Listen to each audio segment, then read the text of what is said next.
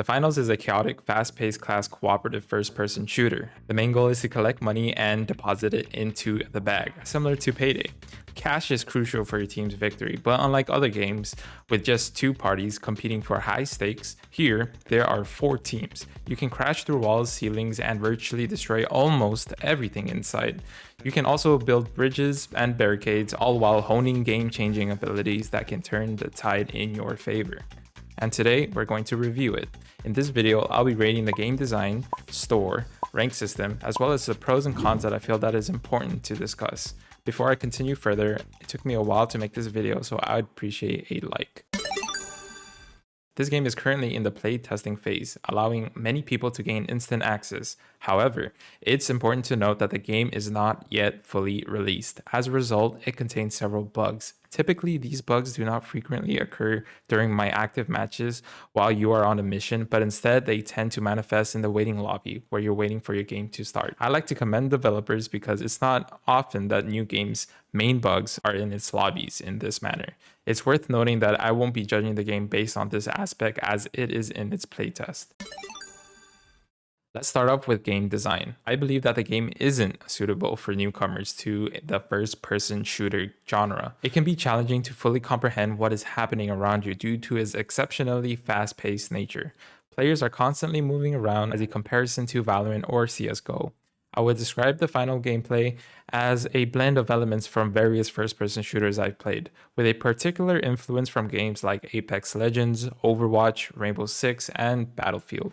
Game mechanics. The game mechanics are often easy to understand. Go here, grab this, kill that, defend this. As I play, I generally feel fully engaged. It took me a while to grasp the entire concept and understand the game modes, which I will discuss shortly. It took me approximately, I would say, more than 5 games to comprehend it all, since I didn't really have access to the tutorial because it simply wouldn't allow me to join.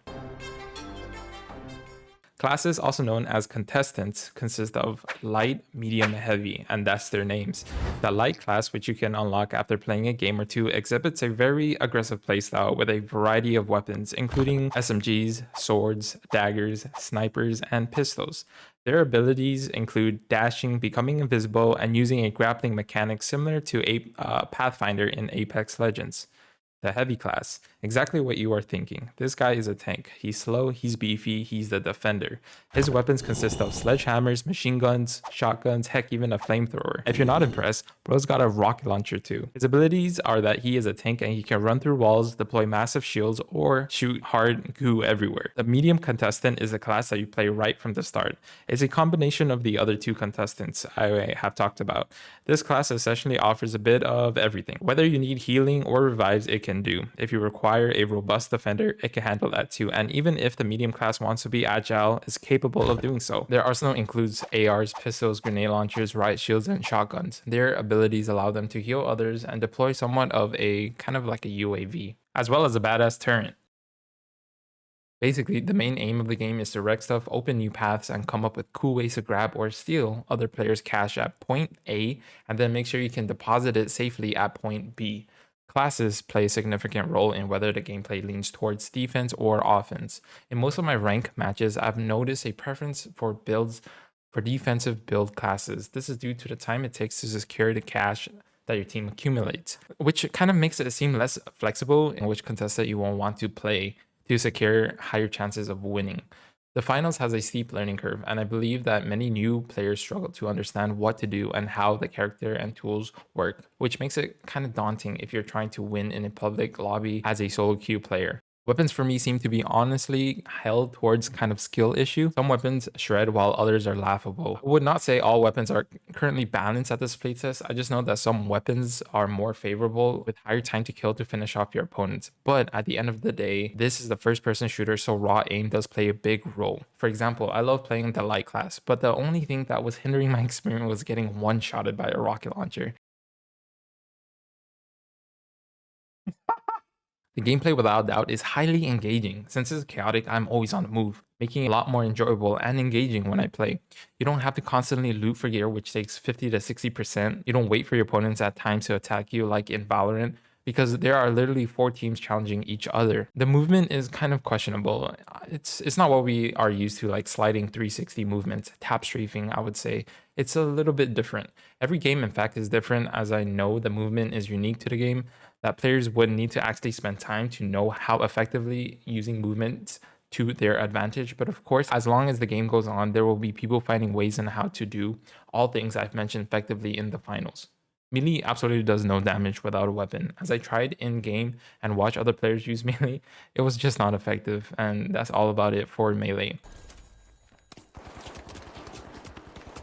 Okay, melee is the worst. The absolute worst. The absolute worst. Lastly, it does seem that the game leans more towards the CPU side of the game. I have a i7-10700 and it always hits 100%, but I don't really notice any issues in game. I would say you probably need a really good computer if you really want to have a really nice experience in the finals. And for that, I'll give the whole gaming experience 7.7 out of 10. Visually being able to see everything, it's not too cartoonish like in Fortnite, but not too realistic like in Rainbow Six or in Call of Duty. The character models are well designed and they complement their respective classes. I particularly like that you have the ability to customize your own character, which is something not many first-person shooters offer. This feature allows you to create character that truly suits your playstyle. The UI of the game is simple, it's easy to understand, and that's probably just good enough for me. I don't really have too much comments about the UI. So for the graphics, I'll give it a 9 out of 10. Next up, let's talk about Game Store since the game is free to play. But firstly, is there pay to win? And honestly, there's absolutely no pay to win yet. And is it all cosmetics? And yes, it is all cosmetics in the respective store.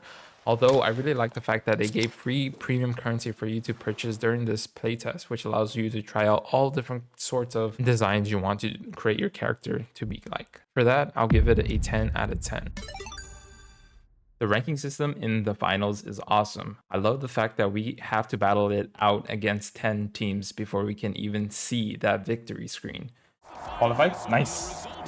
Nice. Move on to the next bracket. We win that one. It's a super unique setup. Now, the bracket system may not be for everyone's cup of tea, but it is a nice change from the usual stuff you find in other shooter games.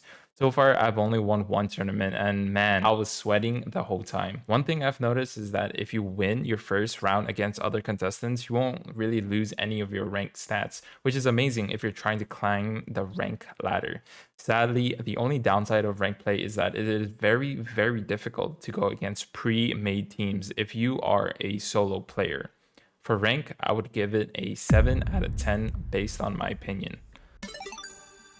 Since this is still a brand new game, there's a lot of people who are trying to take the opportunity to cheat so they could get a advantage between other players. We are all fired up about Chinese players taking over NA and EU servers. We know that most game cheaters are from China because of their names. I don't expect them to honestly completely stop cheating, but honestly, if this keeps up, it's going to give the game a bad rep before it even launches. I can go on and on about cheating, which we can put in a separate video, but it is just something I must bring up during my playtest, as I've encountered small amounts of cheaters compared to my peers that had many, as I myself is way too competitive just to lose to some cheaters. So I really hope that the developers can honestly do something about it kind of quickly so it doesn't ruin the whole rep of the game. Interactable environment, highly engaging, cross-platform capability. The announcer makes it seem like you're in an actual tournament. It's highly competitive with its game modes, and it has a very unique game system. Cons: difficult to play with a team without voice comm and win. There's no solo queue. Melee does not feel satisfying and deals small amount of damage. Vast amount of cheaters, but not all are. And there's no obvious report system. To put it simply, it's like all of our favorite games rolled into one. If you haven't checked out the trailer, I can vouch that the gameplay shown there is exactly what you will experience in the game. I think us older gamers have been waiting for a game like this for a while now. Whether you want to kick back and play with friends or get serious competitive, it got everything you need. So, are you planning to dive into the finals when it's officially released? Let me know in the comments. Just to remind you, I stream almost every day if I'm not editing a video, so feel free to check me out on twitch.tv/EchorimTV. Thank you for staying at the end, and I'll see you on my next video.